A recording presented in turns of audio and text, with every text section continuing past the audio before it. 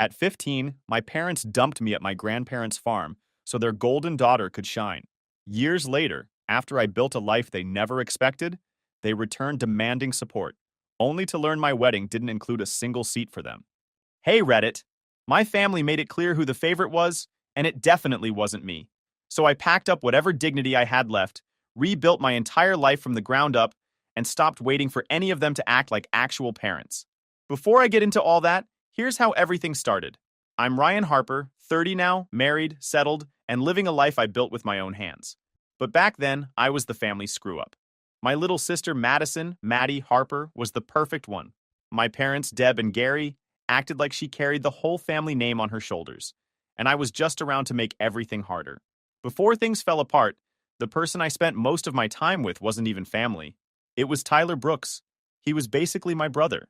We'd game until 2 in the morning, ride our bikes all over the neighborhood, try random sports because we were bored, and make stupid plans about renting some tiny apartment one day and fixing it up ourselves. It was the kind of friendship where you just assume the other guy is always going to be around.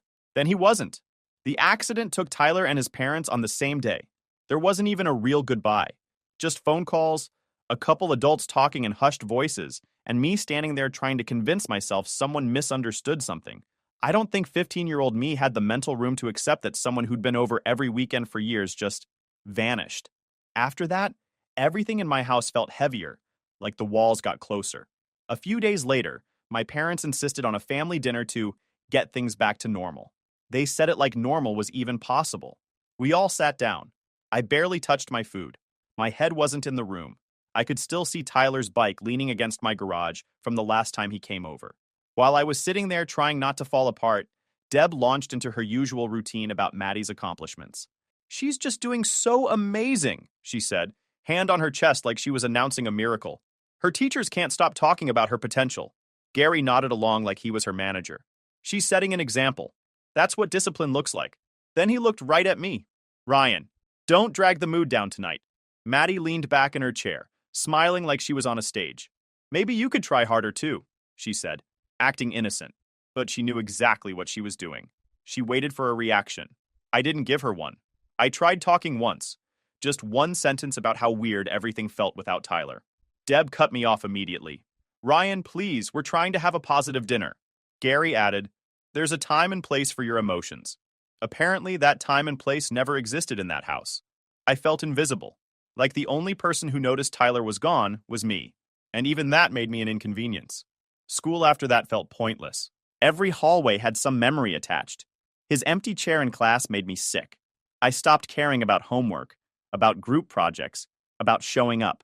I didn't want to talk to anyone, especially teachers who felt obligated to ask if I was managing okay. I wasn't. I wasn't even close. I started hanging around people who didn't expect anything from me. Guys who didn't ask where I was going after school or why I didn't want to go home. We weren't doing anything impressive. Mostly stupid, reckless stuff because it felt better than sitting still long enough to think. Deb responded by going full martyr. "You're destroying this family," she'd say, hands on her forehead like she was fainting. "Do you know what you're putting us through?" Gary gave speeches that sounded like he practiced them in the mirror. "You're choosing the wrong path. A man takes responsibility." He always timed these speeches for when I was already upset, like he was waiting for the perfect moment to twist the knife. And Maddie? She used every mistake I made as fuel. "I don't get how we're related," she said one morning before school. That sentence got her extra praise from Deb. At least one of my kids cares about her future. Everything I did was either wrong or proof that Maddie was better. The final blow happened when me and a couple of the guys were messing around in a parking lot after dark. We were underage and acting stupid. Someone called the cops. When the patrol car rolled up, I knew I was screwed before they even spoke. They took us in. Not a real arrest, just holding us until parents arrived. But that was enough. Deb walked in with tears already flowing. "Ryan, how could you do this to us?" Gary stood stiff, arms crossed, giving me the look of someone about to deliver a closing argument. Maddie wasn't even there, but she made sure everyone knew later how embarrassing it was for her. The ride home felt like hours. Deb switched between crying and blaming me. Gary lectured nonstop. "This is what happens when you refuse to listen," he said, as if I'd ever been given space to say anything at all. The next morning, before I even sat up in bed, they told me I was leaving. No discussion. No, "How are you actually doing?" Nothing. Just, You're going to live with your grandparents until you can get yourself together. Maddie stood behind them with her arms crossed like she was watching the ending of a show she enjoyed. When I got in the car with my bag, I didn't feel scared. I felt erased, like they'd finally admitted what they'd been hinting at for years. Maddie mattered. I didn't. That was the moment things truly cracked. Not when Tyler died, not when school fell apart. Right there, in that driveway, when my own parents made it clear I wasn't worth keeping around. And my parents dropped me off at my grandparents' place on a cold morning. I was 15, sitting in the back seat with one backpack and the last scraps of my old life. We turned down the long dirt driveway, and I expected judgment waiting for me. Another round of speeches or disappointed stares. Instead, Grandpa walked out of the barn, wiping his hands on a rag, calm as ever. Grandma came out from the porch, already smiling like I was someone she'd been missing, not the kid my parents had just kicked out. Grandpa walked right up, put a hand on my shoulder, and said, "You're home now. No anger, no questions." Grandma hugged me. "Come inside, sweetheart. You look worn out." Behind me, Deb barely stepped out of the car. She stood with her hand on the door like she might faint. Gary looked proud of himself, like he'd solved a problem. "Don't make them regret this," he said. That was his goodbye. Nobody answered him. Grandma didn't even look at them. They drove off, dust rising behind the car until it disappeared. That evening, I met Uncle Scott, Gary's brother. Technically, I'd met him when I was a little kid, but the memories were fuzzy. Just a couple birthday parties and one cookout I barely remembered. He'd moved out here long ago to help Grandpa and Grandma run the farm. My parents never talked about him much, so seeing him again felt like meeting someone new. He walked in from the far side of the yard, carrying 2 heavy feed bags. He wasn't loud or dramatic, just steady. He set the bags down, nodded at me, and said, "You're Ryan, right? You were tiny the last time I saw you." I nodded, and he held out his hand. "I'm Scott, your uncle." Then he said the 3 things that set the tone for everything that came after. "You're safe here. You gotta rebuild yourself. I'm not giving up on you, but you can't wreck this house." He didn't raise his voice or stare me down, just laid it all out like simple instructions. The first few weeks were awkward. Not because of anything they did, because I didn't know how to react to adults who didn't yell or guilt trip me. I waited for a trap that never came. Grandpa woke up early and handled chores like it was nothing. Scott worked right beside him. Grandma kept the house running steadily, always checking if I'd eaten or slept, but never prying. When I messed up something, like latching a gate wrong or dropping wood, Scott didn't sigh or tilt his head like he was disappointed. He'd just fix it, show me fast, and move on. No speeches, no guilt, just correction and routine. Little by little, the house stopped feeling temporary. I did chores in the morning, helped with the animals, and kept up with school. Nobody compared me to Maddie. Nobody talked to me like I was a burden. I didn't trust it at first, but the steadiness worked on me in ways I didn't notice right away. By the time I turned 17, life at the farm had settled into something normal. I finished high school through the local district, did chores before and after classes, and actually passed everything. Not perfectly, but enough to get through without anyone yelling about it. Scott was the one who brought up college. "Community college is 20 minutes away," he said. "You're old enough. You should go. No point sitting around once you're done with school." He didn't say it like a demand, just a direction. Grandpa agreed. Grandma packed me lunch every day before classes started. It was the first time I made a next step without feeling pushed into it or compared to anyone. Community college wasn't big. Couple buildings, cheap cafeteria, quiet hallways. But it felt like a clean start. That's where I met Hope. I noticed her during our first semester, in a crowded lecture room where half the class was half asleep. She took actual notes, asked questions, and didn't seem bothered by anything around her. After class, she held the door open for me and said, "You're in my section, right?" in this plain, friendly tone that didn't make anything awkward. We kept ending up in the same group work, walking out of the same hallways, sharing the same breaks. We didn't jump into dating or anything. It started slow. Small jokes, casual conversations, studying at the same table. No pressure, no weirdness. She talked to me like I wasn't a screw-up or a charity project, just another student. Back at the farm, life kept moving. Grandpa showed me new chores every season. Grandma treated me like I'd always belonged there. Scott stayed steady.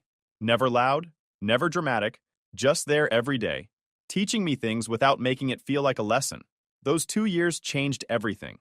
And I didn't fully see it yet, but the farm, Scott, and even the quiet routine had already done more for me than my parents ever tried to. After a few months, I learned how to lift with my legs instead of my back, how to tie knots that didn't fall apart, how to fix a fence panel without breaking the next one over. The weather didn't scare me anymore. I started finishing chores without Scott having to redo them behind me. That felt new, being trusted to not screw everything up. College ran alongside all that. Classes in the morning, farm work in the afternoon, and hope was becoming a regular part of my days. We'd walk to our cars together, compare how awful our professors were, or sit in the library finishing assignments. She didn't ask about my past. She didn't act like she needed to figure me out. She just liked being around me, and that was enough. Life was starting to feel balanced until Gary showed up. One afternoon, I came inside for water and found him standing in the kitchen with his arms crossed like he owned the place. Grandma stayed by the stove, not looking at him, and Grandpa sat at the table with that expression he used when he was minutes from losing patience. Gary looked me up and down. "Good to see you're doing better," he said, like he deserved credit for it. He turned to Grandpa. "I think it's important he understands that this improvement doesn't erase what happened. He needs to earn forgiveness." He said it like he was giving a sermon. He didn't ask how I was doing or what I'd been working on. He just walked in and went straight to the moral lessons. Then, he tried telling Grandpa and Grandma how to handle me. He needs structure, clear rules, consistent discipline. You can't just let him run around. That's how we got here. Grandpa finally put his mug down. "You don't get to tell us how to handle anything," he said. "You dropped him off and drove away. We'll raise him how we see fit." Gary blinked like someone had slapped him. "I'm only saying this for his good," he tried again, slipping into his usual devil's advocate tone. "Somebody needs to hold him accountable." Scott walked into the kitchen right then, and Gary went quiet for a moment. "Well, well, well, look who decided to show up," Scott said, looking at Gary. "Hey," Gary replied. That instantly shifted the room. Gary's jaw tightened. "Fine, do it your way." He glanced at me like I disappointed him by not backing him up. Then he walked out without saying goodbye. I didn't chase after him. I didn't say a word. A few days later, Deb called Grandma. I was walking past the hallway when I heard the start of it. "I miss my boy," she said, her voice soft and shaky. "I think about him every day." It almost sounded real, until Grandma gently suggested she talk to me directly. Deb snapped instantly. "You don't understand what he put us through," she said. "We sacrificed everything, and Maddie suffered more than anyone. You can't imagine how hard it was." Her tone changed so fast it barely made sense. Grandma didn't argue. She just said, "I need to finish dinner," and hung up. I heard enough to know it hadn't changed at all. Deb still made everything about her. Gary still pretended he knew what was best from a distance. And Maddie was still their center of gravity. Instead of bothering me the way it used to, it made something clearer. I wasn't going back there. I didn't want to. Whatever family role I used to hold had been replaced years ago, and trying to get it back didn't make sense anymore. On the farm, I was useful. In school, I was passing. With Scott and Grandpa, I was learning. With Grandma, I was safe. And with Hope, I was starting to feel like someone who had potential, not someone who needed fixing. The more my parents tried to reach into my life with guilt or lectures, the more it pushed me toward the people who stayed consistent. I didn't say any of this out loud, not then, but I felt it. Every day I got up, did my work, and kept putting distance between who I used to be and who I was becoming. And hope kept showing up. Not dramatic, not trying to fix my problems, just steady. The same way the farm was steady. The same way Scott was steady. For the first time in years, my life wasn't falling apart. It was finally taking shape. By the time winter rolled around, things continued the same. I hadn't heard much from my parents, which made life quieter. But Maddie, even from a distance, still found ways to get under my skin. It started with a message from one of my cousins. Nothing dramatic, just a casual text asking how things were going. Then, out of nowhere, she added, "Maddie's been talking again. Thought you should know before it spreads more." I asked what she meant. The reply came fast. "Maddie says you're freeloading out there, that Grandpa and Grandma are wasting money on you. She keeps saying she's the one carrying the family name now." I sat on the edge of my bed reading it twice. It wasn't surprising that Maddie was still obsessed with attention, but hearing she was dragging my grandparents into it made my jaw clench. They'd done more for me in 2 years than my parents had in 5, and she was trying to twist it into some kind of burden. I showed the message to Uncle Scott. He didn't react much, just sighed and said, "She doesn't know how this house works." Grandpa overheard and grunted something under his breath I didn't catch, but the look he gave Scott said he already suspected something like this was going around. A few days later, the rumor reached the rest of the extended family. It built fast. Someone repeated Maddie's comments at a relative's house, and suddenly people were questioning whether Grandpa and Grandma were enabling me. The more it spread, the worse it sounded. At one point, someone even asked Grandma if she was tired of raising other people's mistakes. Grandma didn't tell me that. My cousin did. By the time the holiday gathering came around, the situation was already tense. I didn't go. The plan was to stay home, finish chores, and avoid dealing with people who barely said two words to me until they had an opinion to offer. But Grandpa and Grandma went, and from what I heard later, the whole thing fell apart within an hour. A relative, someone on my dad's side, made a passive comment about kids who don't appreciate what they're given. Grandma ignored it. Then another person said something about how Maddie is doing amazing and representing the Harper name well, followed by a snide, "Shame not everyone does." That was when Grandpa stepped in. Scott told me how it unfolded later. Grandpa put his fork down, looked across the table, and said, "You don't get to talk about my grandson like that when you haven't lifted a finger for him." It wasn't loud, but it was final. The room went silent. Someone tried to defend Maddie, saying she was just concerned, but Grandpa cut them off. "She's stirring trouble, and you're allowing it. Ryan works hard. He earns his keep. If you can't respect him, then you don't respect us either." Afterward, he told Scott that certain people wouldn't be welcome at the farm for a long while. When Grandma got home, she acted like nothing happened, but I could tell she was still upset. She made dinner as usual and asked me about school, never mentioning the argument. She didn't have to. I heard enough from cousins to understand how heated it got. Later that night, Hope came by to drop off a book she'd borrowed from me. She could tell something was off. I didn't plan to talk about it, but she stayed in the doorway and asked, "Rough day?" I nodded.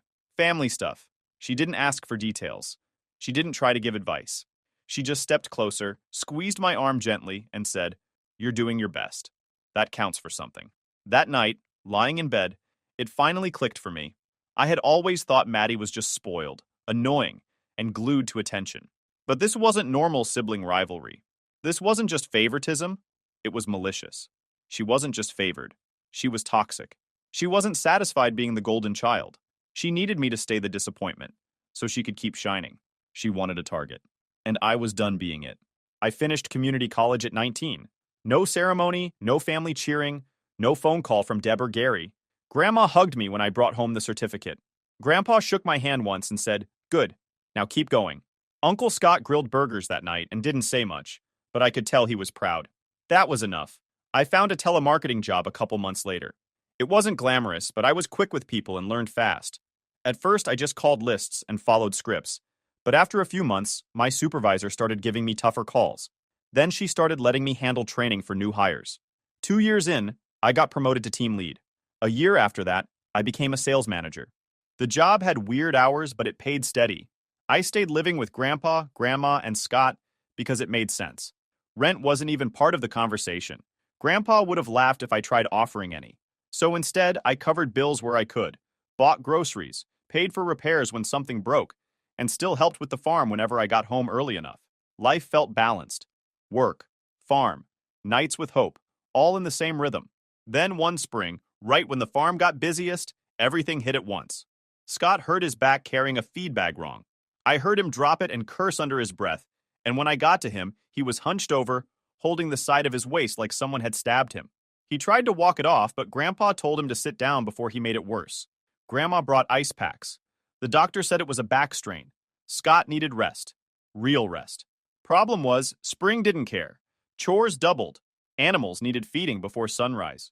Fences needed patching after storms. Bills didn't stop. And my job wasn't slowing down either. Our department was behind that month, and I was responsible for getting numbers back up. I started waking up 2 hours earlier than usual to get ahead of the farm tasks. I'd run around hauling feed, collecting eggs, checking the barn, and dragging equipment across the yard, then rush inside, grab a quick shower, sit down with my laptop, and start my shift. I'd work through lunch, finish calls, close the laptop, and head right back outside. By the first week, I felt like someone had pulled the batteries out of my body. My chest hurt from running around, my hands shook from exhaustion, and I started falling asleep sitting up at the kitchen table. Grandma told me to slow down, and Grandpa insisted they could manage, even though I saw his joints lock every time he bent. Scott apologized constantly, frustrated he couldn't help, but none of them told me to stop. They knew the work had to be done. One night after a storm, I was out in the mud with a flashlight fixing a broken fence, rain dripping off my hair, fingers numb around the wire. Every muscle screamed, but I kept going. Not because I wanted to, but because this house saved me, and I wasn't letting it fall apart. Hope saw pieces of it. She brought food, helped Grandma, and never pushed me to slow down. She just fit into the rhythm of the place. Halfway through the season, a cousin sent me a voice memo from a family gathering. Someone asked Gary how I was doing, and he sighed like he'd carried the world on his back. Sending him to Mom and Dad's saved his life, he said. We did what good parents do. Hearing him take credit for abandoning me didn't make me sad. It made something harden. Later, when Hope found me fixing a latch, she saw it on my face. She didn't pry. She just held the gate steady and said, "You're doing good work. They're lucky to have you." For the first time in weeks, some of the pressure eased. Scott's back healed. Grandpa said he was proud. Grandma made my favorite dinner, and Hope stayed steady through it all. That spring nearly broke me. But by the end, I understood something important. My life wasn't built on running from who I used to be. It was built on showing up for the people who showed up for me. By the time I was 24, things on the farm were running steady again. Scott's back had healed. Grandma was still keeping the house moving like a well-oiled machine, and Grandpa had started hinting that I should be thinking about my next step. Not moving out, just building a future that wasn't stuck in limbo. One morning, Grandpa slid a folded paper across the table. "Auction coming up," he said. "Small plot, cheap if the right person bids." Scott leaned over my shoulder to look. "Good land," he said. "Not perfect, but you could build something." I knew what they were trying to say without saying it. It was time for me to have something of my own. I spent the next week doing nothing but running numbers. Everything I'd saved from my telemarketing job wasn't much, but it was enough to take a shot. If I won the land, I'd have nothing left in the bank, but I'd have a start. A place that was mine. A real foundation. Grandpa and Scott went with me the day of the auction. Hope came too, standing close, but not inserting herself. She knew how important this was. The crowd wasn't big. A few older farmers, a couple investors, and the owner of the property, a man named Carson. He shook hands with people, looked everyone over like he already had opinions. When the bidding started, I raised my card with full confidence. I knew I'd have to put everything I had into it, but I didn't hesitate. I raised my card again and again until the auctioneer slammed the gavel. Sold. Hope squeezed my hand so hard I almost forgot to breathe. Walking out of that building with the paperwork felt unreal. Not because I was lucky, but because Grandpa and Scott had backed me without blinking. They believed me when my own parents tried to sabotage it. A few days later, I walked the land for the first time. It wasn't much. Just a few acres of uneven ground, an old fence line, and a long stretch of grass. But it was mine. I spent nights sketching plans for a small house. Nothing fancy. Just enough space to live in without feeling cramped. I didn't even get a week to settle into it before Maddie showed up. I was marking out where a future driveway might go when a loud car came bouncing down the dirt path. 3 girls piled out, all dressed like they were here for a photo shoot. Maddie led the way, sunglasses on, phone already recording. "This place is perfect," she said, spinning in a circle like she owned it. "We're going to get such good pictures." I stepped in front of her. "You need to leave." She blinked like she hadn't heard right. "Relax. It's just photos." "You don't even have a house here yet." "It doesn't matter. This isn't your party spot." She scoffed. "Wow. You're really going to ruin this? You should be grateful anyone even wants to come out here." Her friends laughed. I didn't. "I don't care," I said again. "Get off my land." She stormed back to her car, fake crying loud enough to be heard from the road. By the time she got home, she'd already spun the story. Deb and Gary started blowing up Grandma's phone, acting like I'd attacked Maddie for no reason. A few days later, Gary showed up to check on his parents. He cornered me near the barn. "You need to be more understanding," he said. "She's young. She didn't mean anything by it." "She showed up without permission," I said. "That's it." Gary shook his head. "You can't keep pushing people away. And that land, are you sure you can handle it? Don't embarrass yourself." Before I could respond, Scott stepped out of the barn. "You don't get to dump him here and then act like you raised him," he said.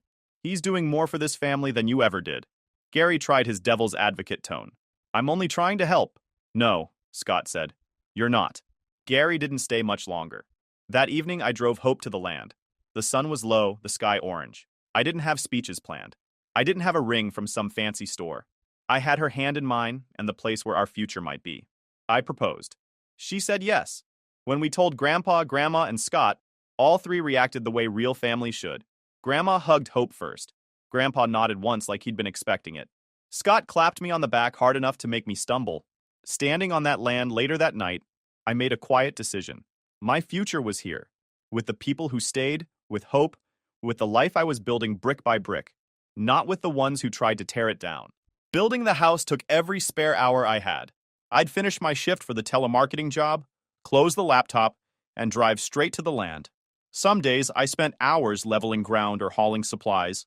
Other days I was measuring boards under a flashlight because the sun had already gone down. It was stressful, tiring, and a lot rougher than I expected, but it never felt pointless. Hope came whenever she could, handing me tools, marking boards, bringing food, acting like she'd been part of this life forever.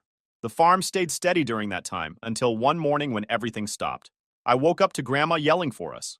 Grandpa was slumped over at the kitchen table, gripping his chest.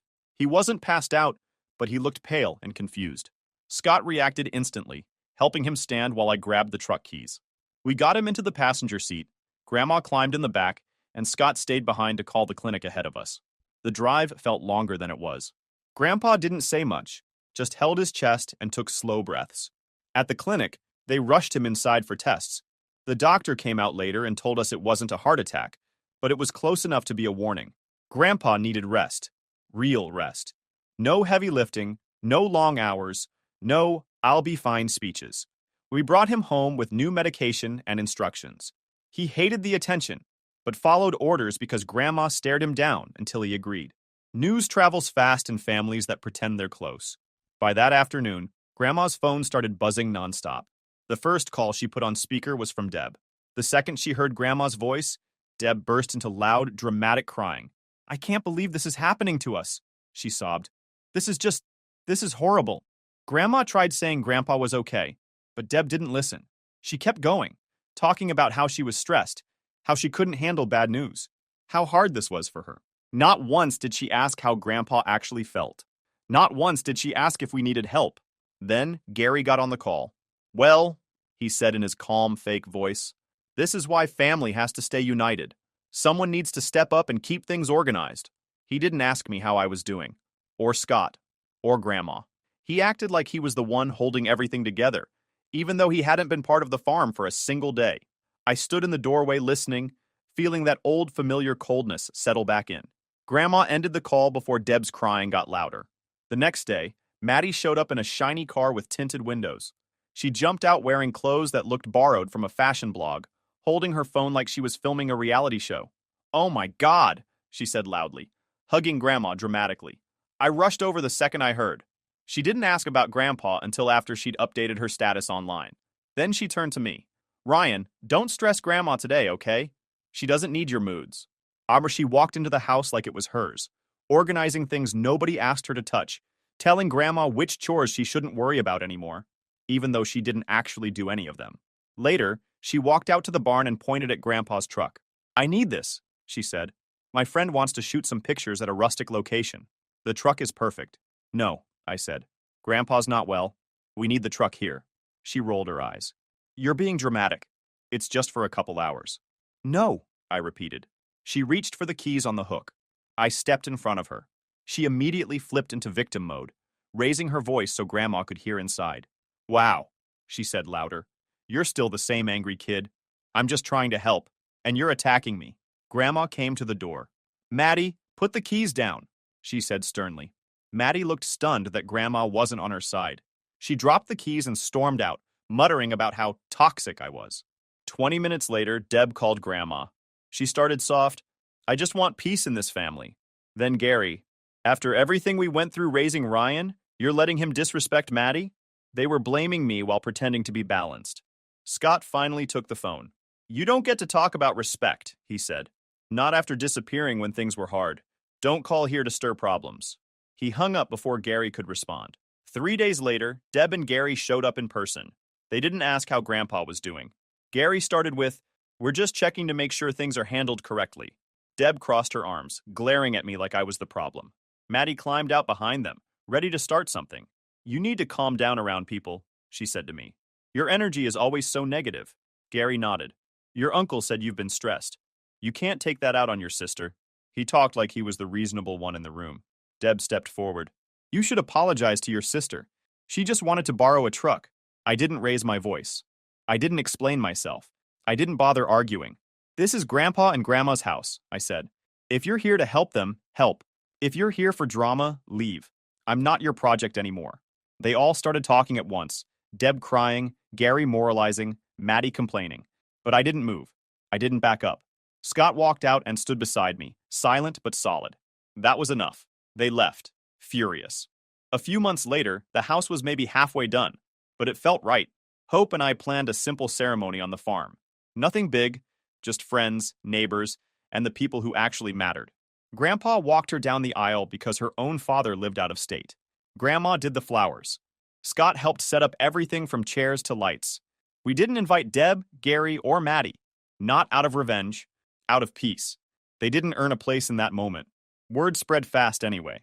Deb melted down to relatives, telling everyone she was robbed of her son's wedding. Gary acted like he was some wise parent who'd been betrayed. Maddie tried turning the whole thing into gossip, posting online about fake family loyalty. Grandpa shut it all down. Anyone who tried bringing it up got a quick, they weren't invited for good reason, and that was the end of that. The ceremony was small, warm, and real. Hope looked happy in a way that made everything worth it. When we walked back up the aisle, Grandma wiped her eyes, Grandpa smiled more than I'd seen in years, and Scott clapped me on the back so hard I nearly tripped. That night, Hope and I drove out to our half-built house. The frame was up, the foundation was solid, and the field behind it caught the last bit of sunset. We stood there, tired but steady, knowing exactly who our family actually was. The ones who showed up, stayed, and helped build something real. If you enjoyed this video, please hit that subscribe button. It really helps the channel and help us bring you more and better stories. Thanks.